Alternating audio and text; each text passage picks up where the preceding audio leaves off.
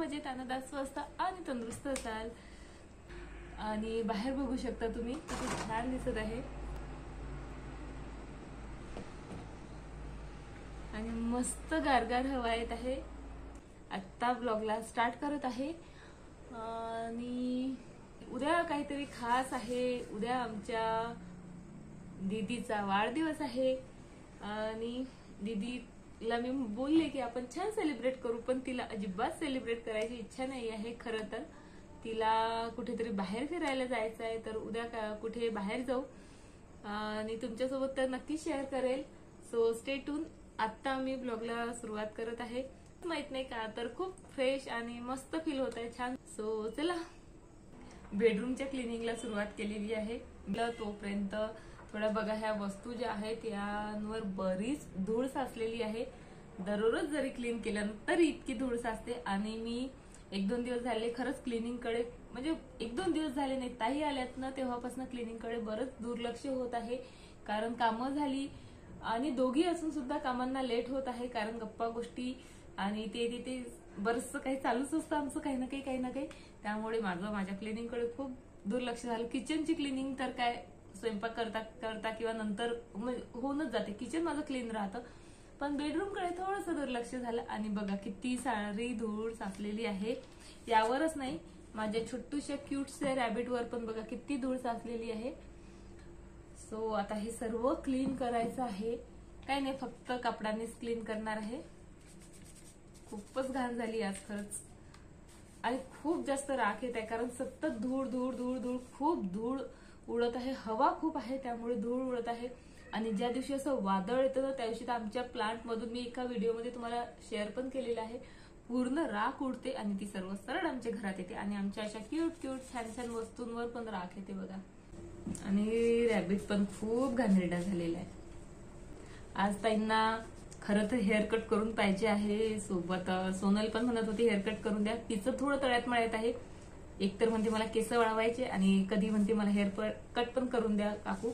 तर बघते आज झाली तर तिची करून देईल, ताईंना तर करायचीच आहे। मी तसं म्हणजे तुमच्या माहितीसाठी सांगते, मी पार्लरचा कोर्स केलेला आहे, पण तो 6 महिन्याचा कोर्स होता आणि मी फक्त 2 महिने तो अटेंड करू शकली, कारण नंतर पोस्टिंग झाली नागपूरला खापरखेड्याला, त्यामुळे तो मला मध्येच सोडावा लागला। आणि मी म्हणजे इतकी एक्साइटेड की मी लगेच पार्लरची चेअर घेऊन घेतली आणि बरंच जे साहित्य लागतं ते घेतलं होतं, पण माझी प्रॅक्टिस करता आली मला कंटिन्यू, कारण क्लासेस पूर्ण कम्प्लीट केलेला नव्हता, तरी पण मला बऱ्यापैकी हेअर कट येते, सोबतच फेशियल वगैरे येतं व्यवस्थित। सो आज ताईंना पाहते हेअर कट करून द्यायची आहे। So stay tune. झालं माझं बसल्या इथे 2-3 वस्तू क्लीन झाल्यात। हा माझा औलपा किती सुंदर दिसत आहे, याला बनवून जवळपास 2.5 वर्ष झाले। याचा बघा इथे तुम्हाला पाय पण तुटलेला दिसत असेल, आणि असं काही तुटलं तर मी लगेच फेविकॉलने चिपकवून देते, म्हणजे माझी वस्तू वाया जात नाही। यावरही खूप जास्त धूळ साचलेली आहे आणि हा आपला छोटासा मटका असते ना, त्यापासून मी बनवलेला आहे। आणि बस असं छान वाईप केलं ना लगेच क्लीन होऊन जातं। ऑइल पेंटचा हाच एक फायदा आहे की ऑइल पेंट वर धूळ जाऊन बसत नाही आणि पाण्याखाली वॉश करू शकतो, पण असं साधं कपड्याने जर वाईप आउट केलं ना सर्व धूळ निघून जाते। बघा झालं माझं क्लीन। आणि इथे बघा या रॅबिटची ही छान फ्रूट बास्केट होती आणि पिहूने ही तोडलेली आहे, तरी पण मी ती फेकलेली नाही, मी ती अशी आडवी ठेवते, म्हणजे ती तुटलेली कोणाला दिसत नाही आणि छान बास्केटही दिसते। हे बुक मी काल वाचलेलं पण जागेवर ठेवलंच नाही। चला आता याला याच्या जागेवर ठेवून देते। हे खरं तर हे सर्व मला आवरायचं आहे व्यवस्थित, पण आता नाही आवरत, थोड्या वेळाने आवरते, नाहीतर अहोंचा चांगलाच ओरडा बसेल। खालीवर झालेले आहेत बुक, पण नंतर आवरते। आणि इथे बघा सोनल एक साडी काढून पाहत राहते नुसती आणि असा पसारा काढून ठेवते आणि नंतर तुम्हाला आवरावा लागतो। साड्या पण तिने सर्व घड्या विस्कटलेल्या आहेत, त्या साड्यांच्या पण घड्या कराव्या लागतील। ही साडी तिने घातली होती, खूप छान दिसत होती तिच्या अंगावर, हे मला आज आवरायचं आहे पूर्ण। आणि कपाटाचे पण बघा तिने काय हालत करून ठेवलेली आहे, सर्व अस्ताव्यस्त केलेले आहेत। आज तुम्ही माझ्या व्हिडिओमध्ये ब्लाउज ठेवायसाठी जे ऑर्गनायझर मी बनवून घेतलेले आहेत ते तर बघितलेलेच आहेत। बघा हे आहेत हे 2 ऑर्गनायझर आणि तसेच मी साड्या ठेवायसाठी सुद्धा शिवूनच घेतलेले आहेत. याचं कापड खूप छान आहे, क्वालिटी खूप छान आहे. असे 6 ऑर्गनायझर आहेत माझ्याकडे. पण माहितीये का, याची साईज खूप मोठी असल्यामुळे साड्या यामध्ये ना जरा विस्कटतात. तर 2 इथे आहेत, एक इथे आहे, 2 सोनलने इथे काढून ठेवलेले आहेत आणि एक मध्ये मी माझे जे बेडशीट असतात एक्स्ट्राचे ते ठेवलेले आहेत. आज मला हा सर्व पसारा आवरायचा आहे. आणि हे बघा, पिहू असा कुठे पण रिमोट आणून लपवतो. आणि आमच्याकडे आलेले आहेत पाहुणे, त्यांना रिमोट पाहिजे आहे. हे पहा रोशन, रिमोट फ्रीजच्या वर लपवून ठेवलेले होते. हे घ्या. रोशन हे माझ्या मोठ्या ननदबाईचे थोरले सुपुत्र आहेत. ते आलेले आहेत, त्यांची एक्झाम चालू आहे खामगावला. तर रूम त्यांनी सोडलेली आहे, त्यामुळे मग इथनं अपडाऊन करतील ते 1-2 दिवस.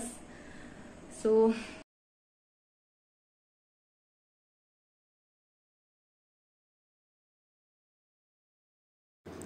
आणि आता मी ताईंची इथे हेअर कट करून देत आहे. तर मी त्यांना स्टेप कट करून देत आहे. त्यांची केस खूप जास्त कर्ली आहेत आणि तशी तर हेअरस्टाईल एकदम उठून दिसत नाही त्यांच्या केसांमध्ये.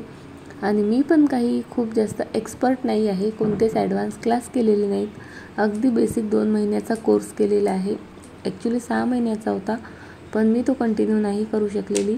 तर इथे मी केसांचे 3 पार्टिशन केलेले आहेत आणि मला जितकं काही आठवते त्याप्रमाणे मी इथं ताईंची हेअरस्टाईल करून दिलेली आहे. आणि ताईंचे केस कर्ली असल्यामुळे त्यांना स्टेप कटच सूट होईल असा माझा अंदाज होता. आणि यापूर्वीसुद्धा मी 1-2दा ताईंना स्टेप कट करून दिली होती. स्टेप केल्यानंतर इथे छान केस सेट केलेत. सेट करायसाठी माझ्याकडे काहीच नाही, फक्त एक ड्रायर होतं, रॉड होता, पण त्याच्या वायरिंगमध्ये काही प्रॉब्लेम झाल्यामुळे तो जळाला. आणि स्ट्रेटनर वगैरे नाही आहे. फक्त मग या ड्रायरच्या मदतीने थोडेफार ताईंचे केस सेट करून दिलेत मी. आणि इथे तुम्ही बघू शकता ताईंचे केस किती सुंदर दिसत आहे. मलाही म्हणजे अपेक्षा नव्हती का जमेल आणि तितकाचा कॉन्फिडन्सही नव्हता की मला खरंच स्टेप कट जमेल का. पण तुम्हाला दिसत असेल इथे खूप छान बनलेली आहे स्टेप कट. आधी माझं जेव्हा पार्लर झालं होतं तेव्हा एक्सपेरिमेंट मी ताईंवरच करत होती, पण छान जमली. आज पण खूप छान जमलेली आहे, तुम्ही बघितलंच असेल. सोनल, आवडली का तुला मम्मीची हेअरस्टाईल? छान झाली खरंच, खरंच छान झाली. खूप दिवस झाले वाढले होते केस. हो ना. पूर्ण हेअर कट. आजही मम्मी म्हणत होती फक्त यू कट करून दे. म्हटलं नाही, तुम्हाला मी स्टेप कट करून देते. बघ फॅशन आहे आता. हो ना. आणि किती वर्ष झाली बघ मी कैची हातात नाही घेतली. पहिल्यांदाही तुझ्या मम्मीचीच केली होती एक्सपेरिमेंट. प्रॅक्टिस ताईंवरच केली होती. आणि सोनलची पण आधी मी करून द्यायची, पण जेव्हापासून सोनल हो ना जेव्हापासून बाहेर गेली तेव्हापासूनच बहुतेक बाहेर करत आहे.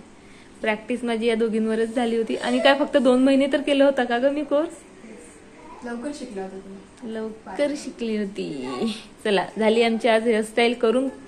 बरेच दिवसाचं ताईचं चालू होतं हेअरस्टाईल करायची, तर आज त्याचा मुहूर्त निघाला.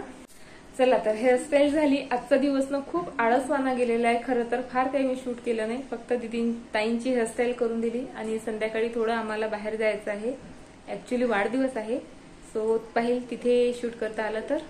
अगं, यावर लिहिलेलंही आहे व्हिनेगर, तरी त्याला दिसलं नाही का? बघितलं नसेल त्याने. अरे रोशन दादानी बघ पाणी समजून व्हिनेगर पिलं. आणि ताईला गुरुवारचा उपवास आहे म्हणून इथे आलू चिप्स तळत आहेत. आम्ही छान नाश्ता पण केला, जेवण पण केलं. आरू पिहूची वॉटर पार्कची तयारी पण झालेली आहे. ड्रेस दिवाणामध्ये ठेवलेले होते मी. एक्स्ट्राचं बरेचसे जे कपडे आहेत ते दिवाणात असतात आमचे, कारण कबर्डमध्ये दोन्ही कबर्डमध्ये जागा नाही आहे. तर ते वर काढलेत. म्हटलं उद्या घाई व्हायला नको, तर दोघांनी पण ड्रेस घालून छान इकडे तिकडे फिरत पण आहेत. आणि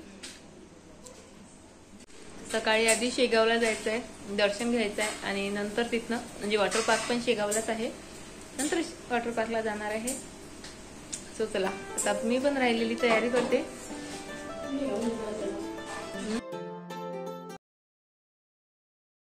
जाणार आपण उद्या आपण वॉटर पार्कला जाणार आणि वॉटर पार्कचे माझे आणि बघा वॉटर पार्कला उद्या जायचं आहे आणि पिहूची इथे तयार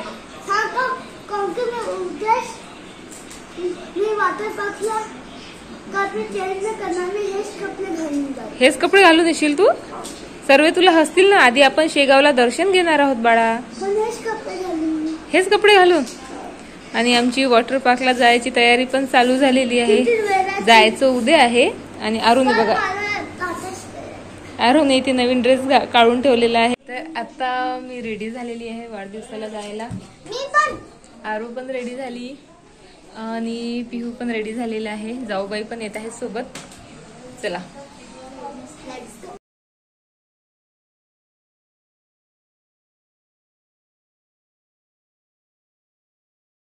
तर इथे आम्ही वाढदिवसाला आलेलो आहोत आणि तुम्ही बघू शकता खूप खूप सुंदर असं डेकोरेशन करण्यात आलेलं आहे.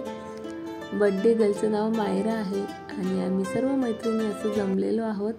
छान मजा केली. बराच वेळ लागला बर्थडे सेलिब्रेट व्हायला. सो आलो आता आम्ही घरी. वाढदिवस झालेला आहे. वाढदिवसाला खूप लेट झालं ऍक्च्युली आणि आमचा स्वयंपाक बाकी होता त्यामुळे आम्ही लगेच निघून आलोत. आणि बस आज एवढंच शूट करता आलेलं आहे. त्यामुळे आजचा ब्लॉग असा एक छोटूसाच.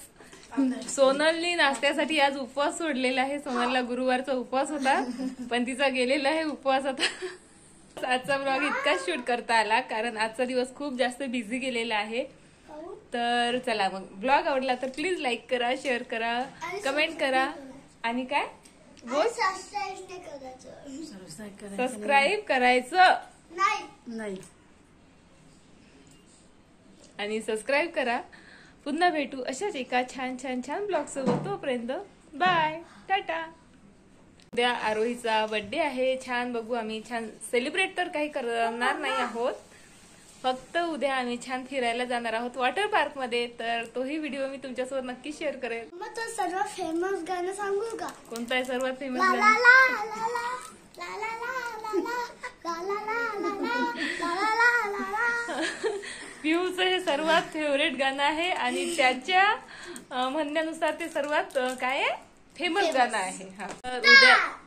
तर उद्या माझ्या लेकीचा वाढदिवस आहे तर तुम्ही तिला भरभरून आशीर्वाद द्या, छान छान विशेष द्या. तर मग आता फायनली बाय, टाटा. कारण यांचं बोलणं काही संपणारच नाही आहे. सही कहा. Bye bye.